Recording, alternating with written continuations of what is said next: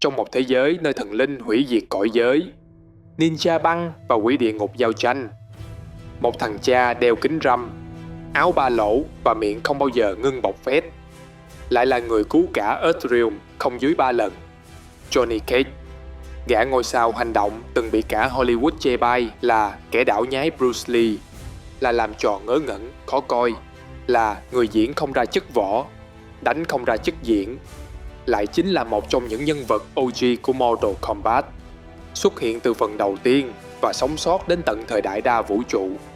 Câu chuyện của Johnny Cage không phải là hành trình đi tìm sức mạnh, bởi anh đã có sẵn sức mạnh, mà là hành trình được công nhận, không phải bởi khán giả, không phải bởi Hollywood, mà bởi chính những kẻ đã từng coi anh là vô dụng, là kẻ ăn may, bao gồm cả thần linh và sát thủ. Johnny Cage là nghịch lý lớn nhất trong Mortal Kombat. Anh là người không nghiêm túc nhất giữa một dàn nhân vật ai cũng mang bi kịch, thù hận, sứ mệnh cao cả. Nhưng cũng chính anh lại là người sống sót lâu nhất, đứng vững nhất và trưởng thành nhiều nhất qua từng cột mốc. Từ một kẻ chỉ quan tâm tới tiền tài và ánh đèn sân khấu, Johnny trở thành một chiến binh thực thụ, một người cha biết hy sinh, một phần không thể thiếu của tuyến phòng thủ Earthrealm, cũng như câu đẫm huyền thoại Nut Punch của Johnny. Bạn tưởng nó chỉ để gây cười, nhưng rồi chính nó lại cứu mạng anh. Nhiều lần Johnny Cage là như vậy, tưởng là nhân vật comic relief, nhưng lại có arc phát triển nội tâm nhiều bậc nhất cả series. Johnny Cage, tên thật là Jonathan Coulton, từng là ngôi sao hàng đầu của thể loại phim hành động giả tưởng Hollywood. Một anh hùng màn ảnh với cơ bụng 6 múi, tốc độ ra đòn nhanh như máy quay 60 fps, và luôn miệng nói những câu thoại nghe như được viết bởi AI thiếu cảm xúc. Thế nhưng, sau một thời gian, sự nghiệp của Johnny tụt dốc không phanh. Báo chí chỉ trích anh là diễn viên diễn như robot, sống nhờ cascader. Các đạo diễn chê anh làm màu hơn là làm nghề. Cả Hollywood quay lưng với cái tên Johnny Cage. Và thế là, để chứng minh bản thân có thật sự biết võ, Johnny nhận lời tham gia một giải đấu gọi là Mortal Kombat. Chờ đã, Mortal Kombat thật sự? Vâng, Johnny tưởng đây là một kiểu reality show underground, hoặc yếu nhất thì là dự án phim thử nghiệm kiểu nghệ thuật đương đại. Anh không hề biết mình sắp bước chân vào một cuộc chiến sống còn giữa các cõi giới, nơi thua là mất mạng, và đối thủ là những kẻ có thể xé người ra làm đôi bằng tay không. Thế nhưng, có một điều không ai ngờ. Johnny không chết. Johnny thắng. Anh đánh Goro, chiến binh tự trị từng đánh bại hàng trăm võ sĩ Earthrealm. Anh giúp cứu Sonya Blade khỏi tay Kano. Và anh trở thành một trong những người sống sót cuối cùng của giải đấu đầu tiên, bên cạnh Liu Kang và Raiden. Không ai hiểu chuyện gì đang xảy ra. Một kẻ chỉ biết càm ràm từ selfie sau mỗi cú knock out, lại vừa cứu Earthrealm. Và rồi người ta nhận ra Johnny Cage không chỉ là một diễn viên, anh có thật sự máu chiến. Lý do không phải vì anh là Chosen One, không phải vì anh muốn bảo vệ cõi giới, chỉ đơn giản là anh ghét bị coi thường. Johnny là người đại diện cho sự bùng nổ của nội lực bị đánh giá thấp. Và trong trận chiến sinh tử, thứ đó đôi khi còn mạnh hơn cả số phận. Nhưng khoảnh khắc thực sự bất mô đời nhân vật chính của Johnny không nằm ở cú nut punch đầu tiên, mà nằm ở cách anh không bỏ chạy khi mọi người bắt đầu ngã xuống. Sonya bị bắt, Johnny quay lại cứu giúp. Liu Kang gặp nguy hiểm, Johnny không đứng ngoài. Earthrealm bị đe dọa, anh ở lại chiến đấu, dù chẳng ai tra các C. Nếu những phần đầu tiên của Mortal Kombat là sân khấu cho Johnny Cage tấu hài, thì từ Mortal Kombat 9 trở đi, mọi thứ không còn là trò đùa nữa. Earthrealm rơi vào tình trạng hỗn loạn.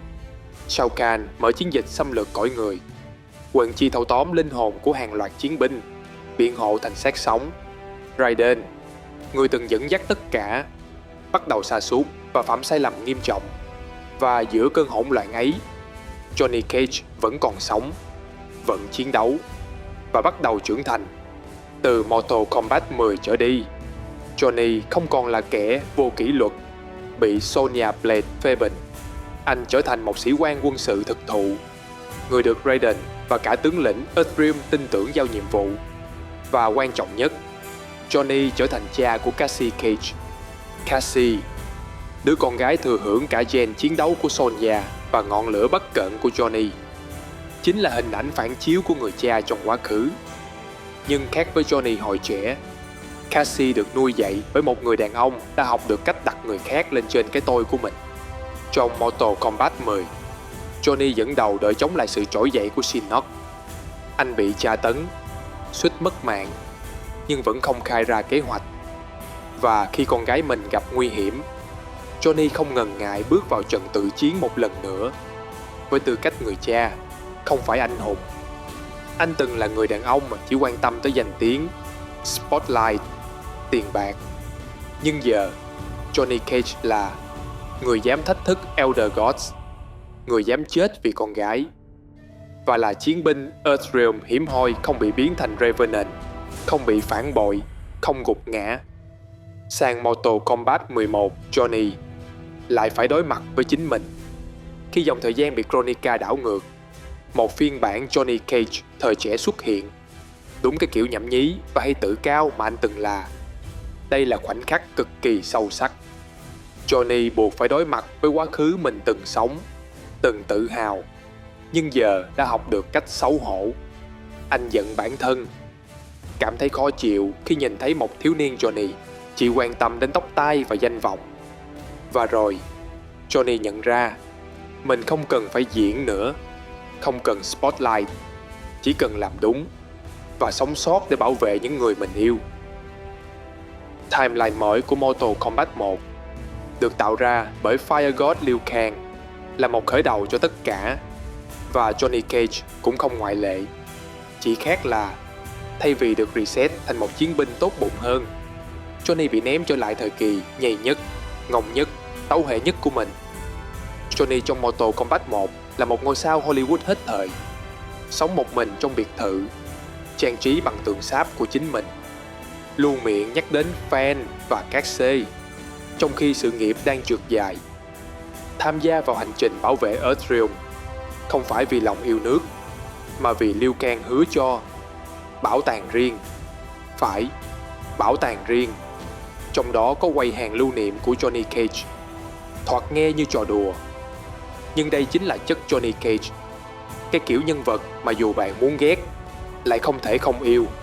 Trong phần lớn thời gian của Mortal Kombat 1, Johnny không phải người mạnh nhất, không phải người có ý chí vững vàng nhất. Thậm chí, không ít lần anh còn khiến cả team muốn ném anh ra khỏi chiến dịch.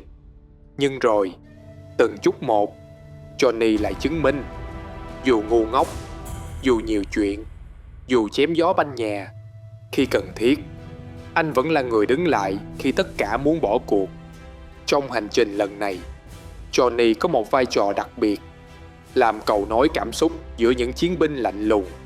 Anh giúp Kenshi tìm lại lòng tin khi mất thanh kiếm, là người đầu tiên xông vào cửu cung lao, là kẻ dám thẳng tay đập vô mặt kẻ phản diện, dù biết sau đó mình sẽ ăn hành. Anh đã mất tất cả những gì khiến mình từng là Johnny Cage trong timeline cũ. Không còn Cassie, không còn sự nghiệp điện ảnh vĩ đại, không còn danh tiếng hay vị trí quân sự. Nhưng cũng chính vì vậy, Johnny trong Mortal Kombat 1 là Johnny gần nhất với con người. Khi thế giới sụp đổ, khi các đa vũ trụ va vào nhau, khi các phiên bản Samsung Alternate bắt đầu xâm lược, Johnny vẫn đứng lại. Dù anh không phải thần, không phải anh hùng được chọn, không mang dòng máu đặc biệt, anh chỉ là một người dám làm điều đúng, dù chẳng ai ép. Và có lẽ đây mới là lý do Liu Kang vẫn chọn giữ lại Johnny trong timeline mới. Không phải vì anh là chiến binh mạnh nhất, mà vì anh là người không bao giờ mất chất. Trong Mortal Kombat, không thiếu những kẻ mang bi kịch. Liu Kang là hiện thân của chính nghĩa, Scorpion bị thiêu bởi thù hận, Sub-Zero bị giam trong trách nhiệm gia tộc, Raiden bị đè nặng bởi sứ mệnh thần thánh. Nhưng Johnny Cage lại chẳng có gì, không có bi kịch, không có định mệnh, không có lời tiên tri nào. Anh chỉ là một gã Hollywood thích tấu hài, đấm vào háng kẻ thù, và nghĩ mình hot. Vậy mà, xuyên suốt hơn 30 năm Mortal Kombat, Johnny Cage chưa từng bị loại khỏi bàn cờ. Thậm chí, anh là nhân vật duy nhất sống sót qua hầu hết mọi dòng thời gian, bất chấp bao thần thánh, vũ trụ và timeline bị xóa. Có thể nói Johnny đại diện cho một điều cực kỳ quan trọng. Không cần mang danh anh hùng mới có thể cứu thế giới. Johnny không cố tỏ ra deep. Anh không có quá khứ đau thương để biện minh cho hành động. Anh chỉ làm điều đúng khi người khác còn đang phân vân. Ở Johnny, chúng ta thấy một dạng người hùng rất người thường, vấp ngã vì cái tôi, nói nhiều chiêu trò, đôi khi vô duyên. Nhưng khi ai đó cần, anh luôn là người đầu tiên nhảy vào, không chút do dự. Anh có thể làm quá, nhưng chưa từng phản bội. Anh có thể phô trương, nhưng chưa từng bỏ chạy. Và khi thế giới cần ai đó để truyền cảm hứng, đôi khi, thứ cần nhất lại là một cú nut punch đúng lúc. Trong tất cả các phiên bản của Johnny Cage, từ OG tới người cha Cassie Cage, đến siêu sao Mortal Kombat 1, có một điểm chung duy nhất. Johnny luôn sống thật. Anh không giấu sự yếu đuối, không giấu sự tự ti. Và chính điều đó khiến anh trở nên mạnh mẽ theo cách không ai ngờ tới. Johnny Cage không cần phải trở thành một vị thần, không cần lập tượng vinh quang, không cần timeline nào tôn vinh. Chỉ cần một ai đó, ở đâu đó, nhìn thấy việc anh làm và hiểu rằng dù có xuất phát điểm tệ hại đến đâu, bạn vẫn có thể trở thành người tốt. Nếu anh em thấy Johnny Cage xứng đáng được tôn trọng hơn, hãy comment bên dưới nhé.